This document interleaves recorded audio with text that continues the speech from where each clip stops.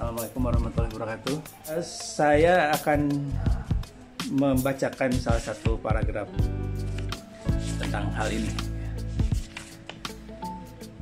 Nah, banyak pengamat tak sepakat dalam beberapa hal terkait kebangkitan Islamisasi yang tampak jelas dalam budaya populer. Tapi kebanyakan dari mereka meletakkan kebangkitan itu dalam pertentangan antara ketakwaan moral berbasis agama dan daya rusak industri hiburan. Nah, seperti saya tadi katakan ya, bahwa selalu menentangkan antara sini. Bahwa ketika masuk ke dunia populer, maka dia jadi banal gitu. Taruhlah Habibur Rahman El-Siraji menulis ayat-ayat cinta kemudian jadi tidak soleh gitu, karena udah masuk pasar. Seolah-olah pasar itu sesuatu yang haram buat seorang penulis muslim seperti itu. Sehingga dicaplah dia mengkomodifikasi agama dan sebagainya. Nah, Prof. Ariel menentang itu melalui teori post-islamisme Asyik Bayat ya, seperti itu. Nah, beberapa di antara pengamat tersebut memperlihatkan kecenderungan untuk menjelaskan gejala ini semata-mata sebagai kasus komersialisasi kehidupan kaum muslim dan komodifikasi simbol-simbol agama. Nah, awal penelitian yang saya temukan juga banyak penelitian yang menegasikan keberadaan budaya populer Islam dan melihat dengan sebelah mata, bahkan mencurigai ada sesuatu dalam budaya populer Islam. Saya pernah ditanya satu forum dengan seorang wartawan gitu ya. Saya waktu itu jadi ketua forum Lingkar Pena yang karya-karya di FLP itu kebanyakan populer seperti itu, kebanyakan populer, kemudian berisi dakwah. Dan yang membuat saya terkejut itu pada saat itu wartawan, dulu saya mengisi di Semarang di Undip ya, sekitar tahun 2007-an lah, 2006-2007 seperti itu, saat saya menjadi ketua forum Lingkar Pena atau ketua badan pengurus pusat forum Lingkar Pena. Nah itu wartawan itu dengan sangat yakin berkata bahwa Habibur Rahman El-Siraji itu ayat-ayat cinta laku karena sistem MLM yang ada di jemaah dakwah yang dia masuk gitu, atau di forum Lingkar Pena, bahkan forum Lingkar Pena. Jadi tiap binaannya kemudian harus beli dan sebagainya kayak gitu. Jadi ini dikapitalisasi, Islam itu dikapitalisasi dan dia menanggung untung yang luar biasa dari jualan ayat, jualan dakwah itu. Saya sangat agak marah pada saat itu ya, dengan adanya satu simpulan yang sangat simplistis sederhana seperti itu. Dalam pengertian apa? Saya waktu itu membalas di forum ya, forum waktu itu di forum langsung menegaskan bahwa di forum Lingkar Pena yang karyanya laku bisa dihitung jari.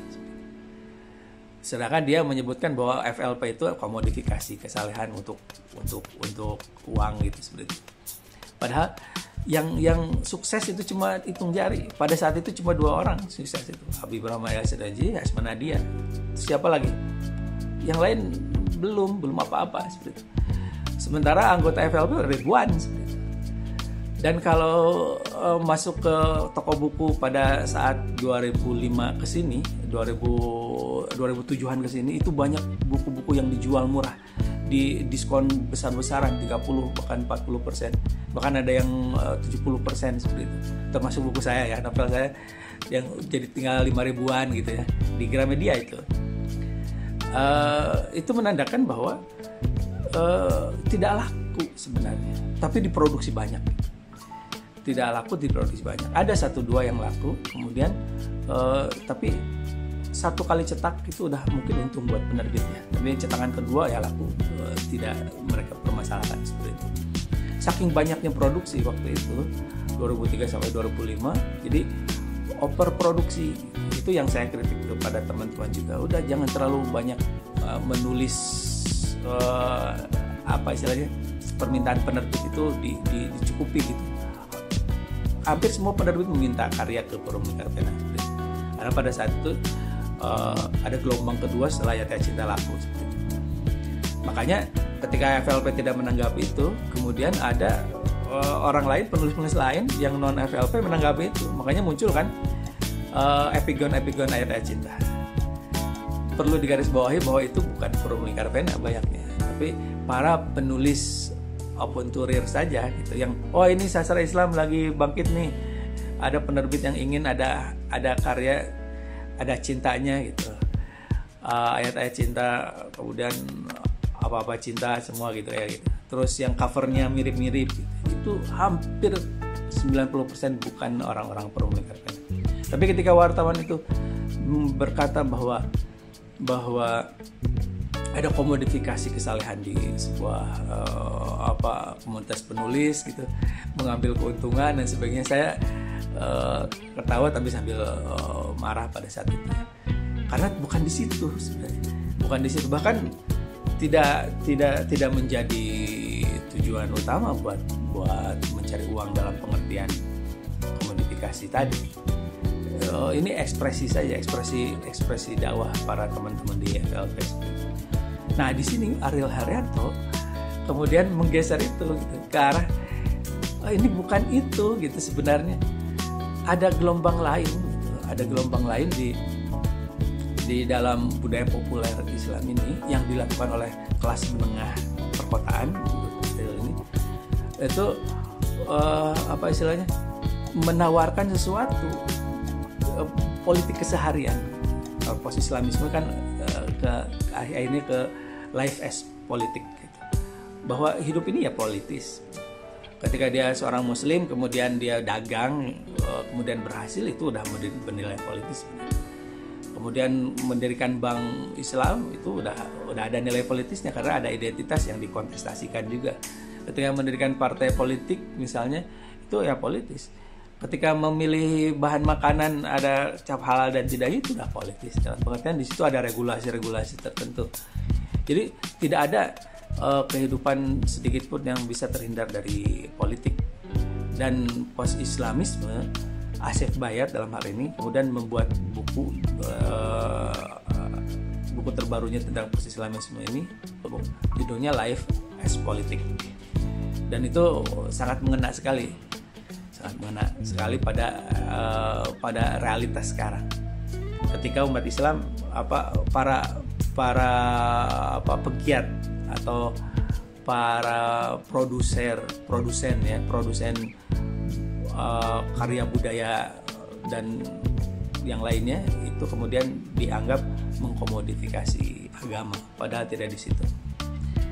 Ariel berkata bahwa daripada menyisipkan persoalan-persoalan ini ke dalam salah satu kategori semisal komodifikasi, komersialisasi versus islamisasi, saya mengusulkan pentingnya memahami debat tersebut sebagai bagian dari dialektika antara bagaimana ketaatan beragama menemukan perwujudan dalam sejarah kapitalisme industrial Indonesia. Ini perlu digarisbawahi ya. Jadi Prof. Ariel ini berkata seperti ini, daripada menyisipkan persoalan-persoalan ini ke dalam salah satu kategori semisal komodifikasi, komersialisasi versus islamisasi, saya mengusulkan pentingnya memahami debat tersebut sebagai bagian dari dialektika antara bagaimana ketaatan beragama menemukan perwujudan. Jadi ketaatan menemukan perwujudan dalam sejarah kapitalisme industrial Indonesia. Jadi kan logikanya ada sebuah komunitas nih, ada seorang penulis, ada seorang sineas, ada seorang politisi, gitu. ada partai politik, ada apalagi ada jemaah Islam misalnya seperti itu. Itu adalah memiliki karakter ketaatan beragama tertentu, kemudian menemukan perwujudannya dalam kapitalisme industrial Indonesia. Jadi kapitalisme ini ada di depan mata, gitu. Regulasinya terlihat sekali. Kalau sinema ya kapitalismenya udah jelas kan, mana yang bisa masuk ke ini tafsiran saya, mana yang bisa masuk ke bioskop itu udah regulasi kapitalistis. Yang menentukan siapa? Yang menentukan ya pemilik modal seperti itu. Nah, apakah kemudian para sineas Muslim misalnya itu tidak layak masuk situ gitu maksudnya? Apakah penulis Muslim atau yang tadi individu atau subjek yang memiliki ketaatan itu tidak bisa menjadi bagian dari budaya keseharian itu, atau haram masuk ke kapitalisme itu?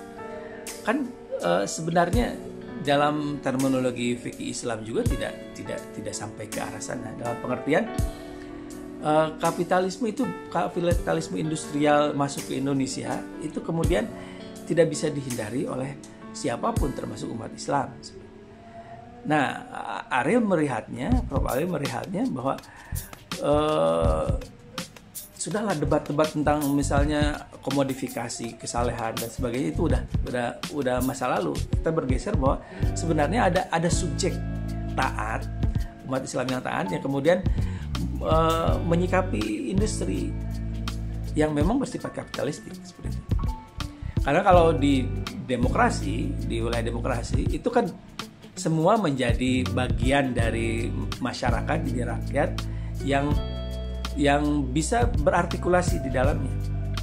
Ada ruang publik yang bisa diakomodasi oleh demokrasi sebenarnya. Dan di dalamnya ada individu Islam, kemudian partai Islam, mungkin ada komunitas Muslim, penulis Muslim, atau bahkan penulis yang lainnya.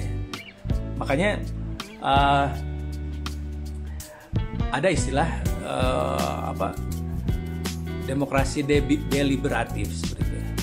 Demokrasi deliberatif. Jadi kalau demokrasi udah diturunkan tensi liberalnya, maka di situ istilahnya bisa masuk artikulasi keagamaan seperti itu.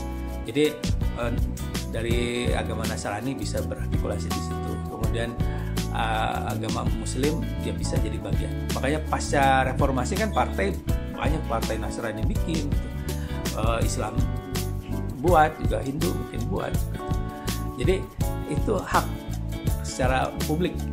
Nah, di dalam itu ada kapitalisme, gelombang kapitalisme di Indonesia, kapitalisme industrial Indonesia yang spesifik. Dan bagaimana logika kapitalis memberikan tanggapan terhadap pasar yang sedang tumbuh bagi revitalisasi dan gaya hidup Islam.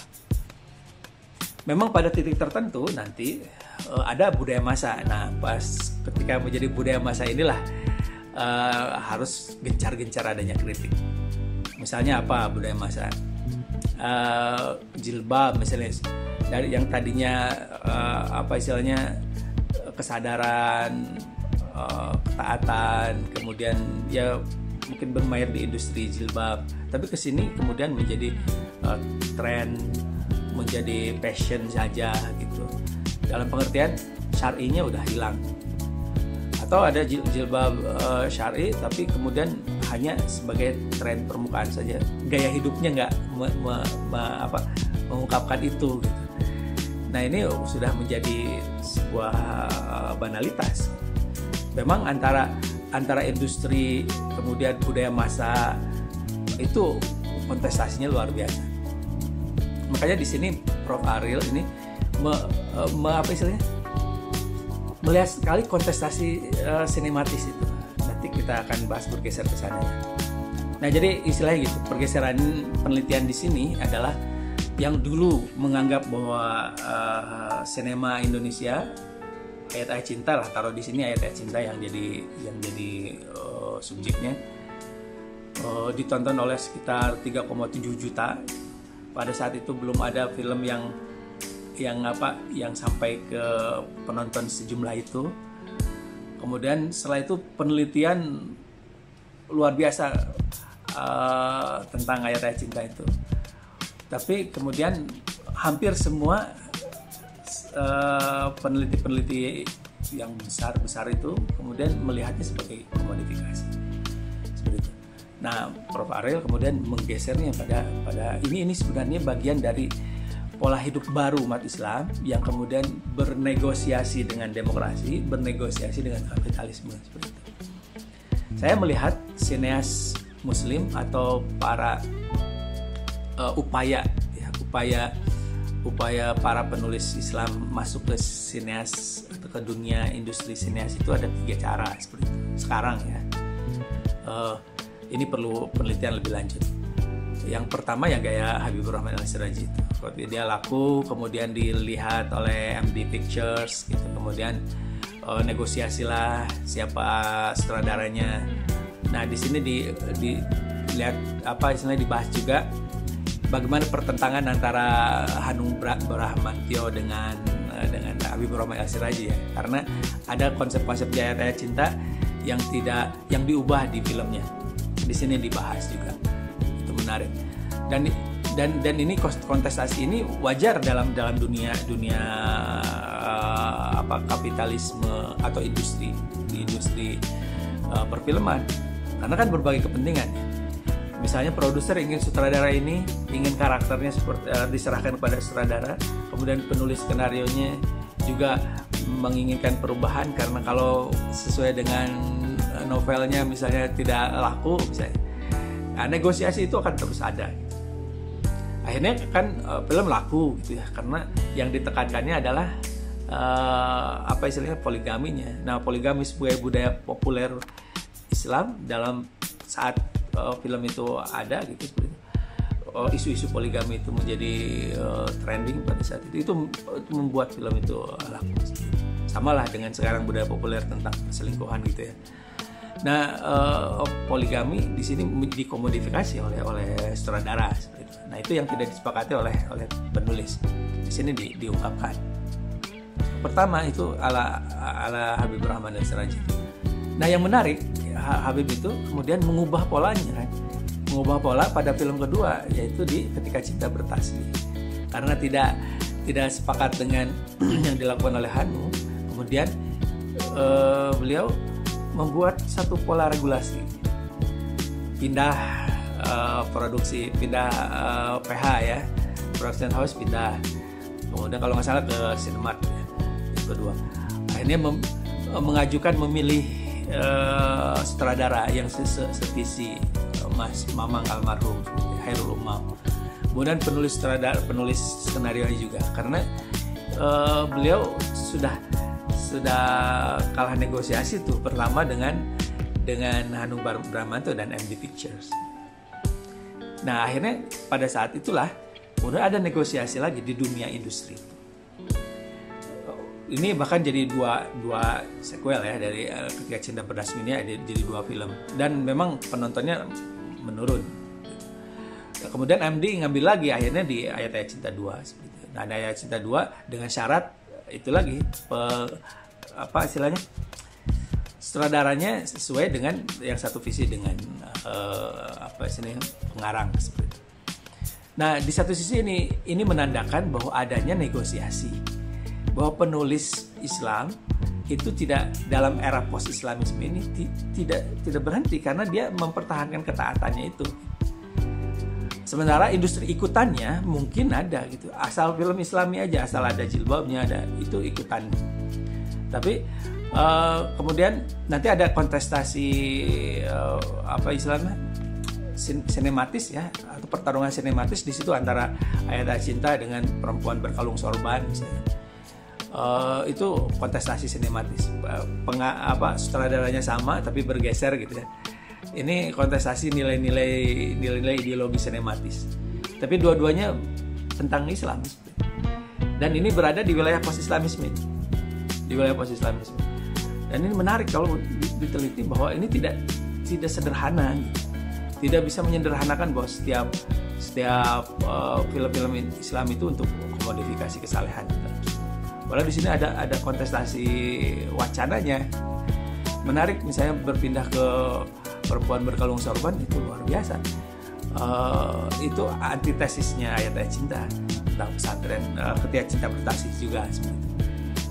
Dan betul Prof. Ariel mengatakan ini adalah pertarungan sinematis.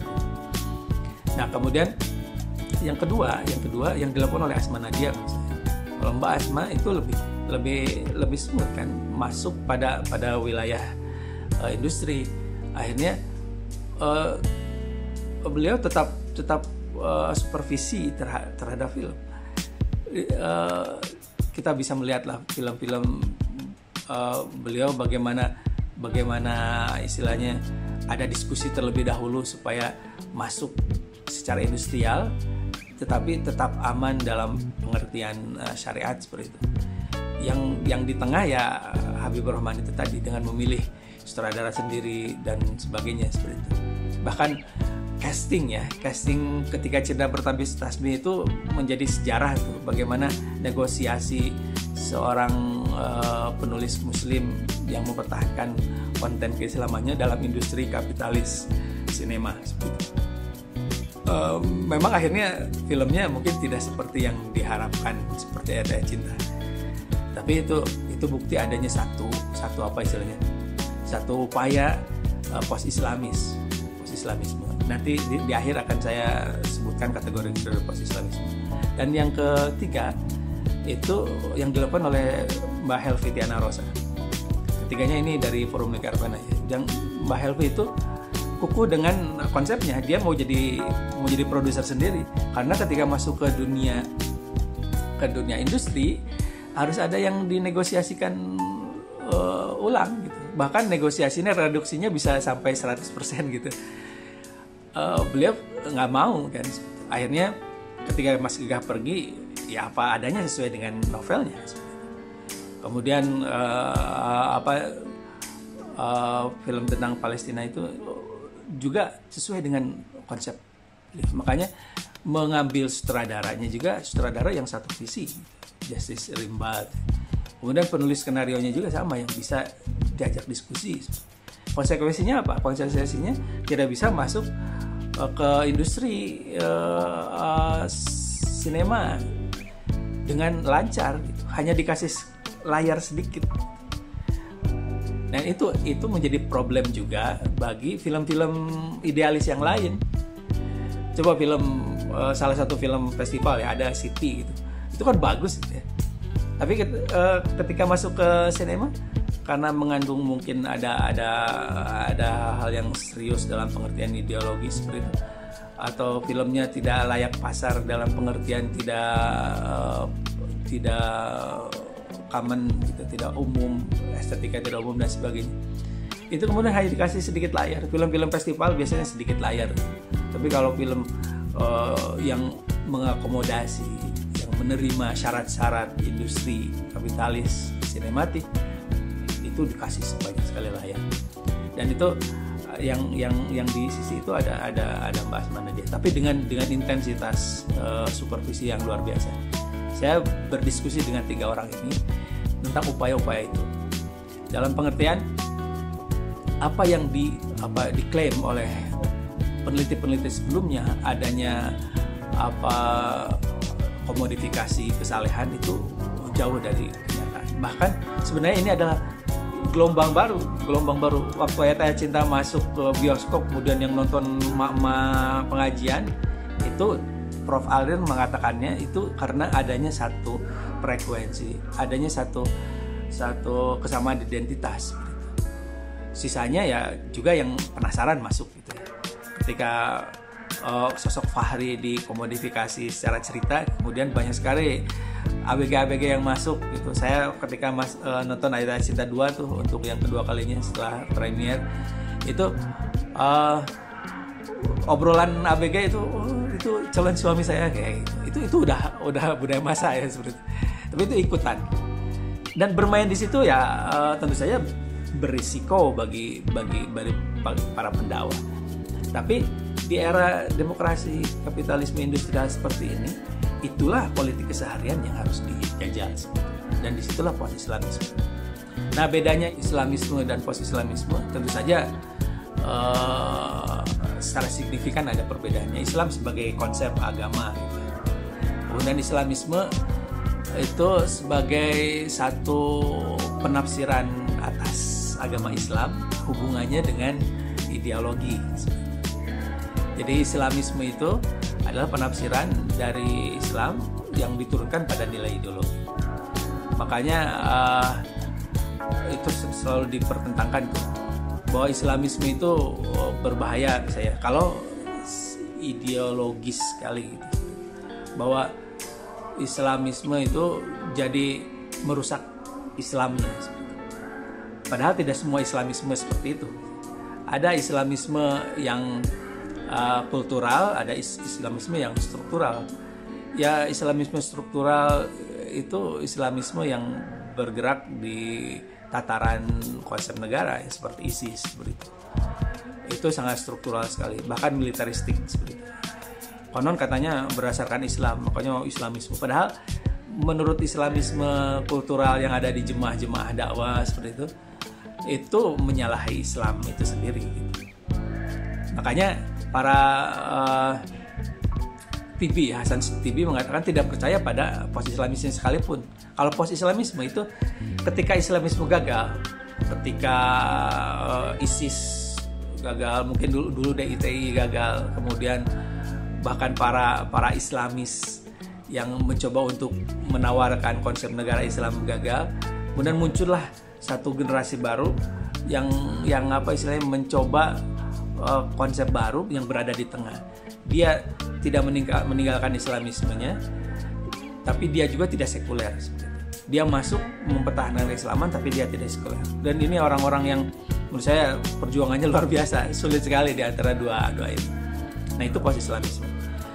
Nah, Bassam TV itu mencurigai post-Islamisme juga, karena dia mengatakan bahwa post-Islamisme adalah Islamisme merayap menurut dia.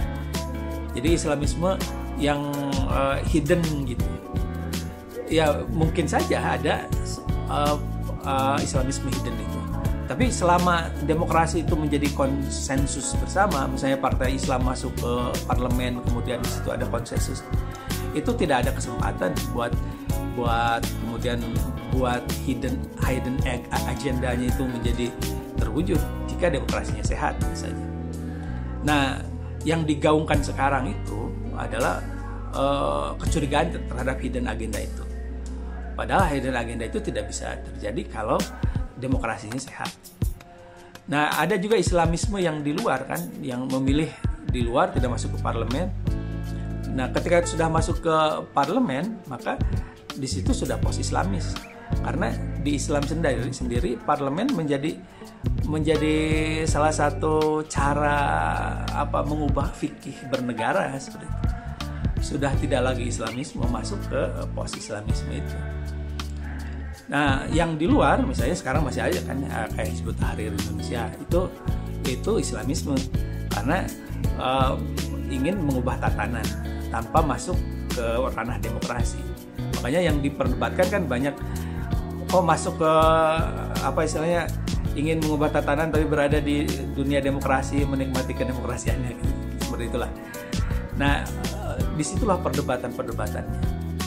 Jadi Islam ini tidak bisa Islam tidak bisa tersentuh dalam pengertian konsep luhung lah ya. Nah, ketika masuk ke berbagai ranah itu kemudian menjadi ranah praksis. Nah, praksisnya termasuk dalam buku ini Ariel Heryanto menjadi seseorang yang menawarkan view baru gitu, terhadap penelitian sebelumnya, bahwa post-Islamisme itu ada.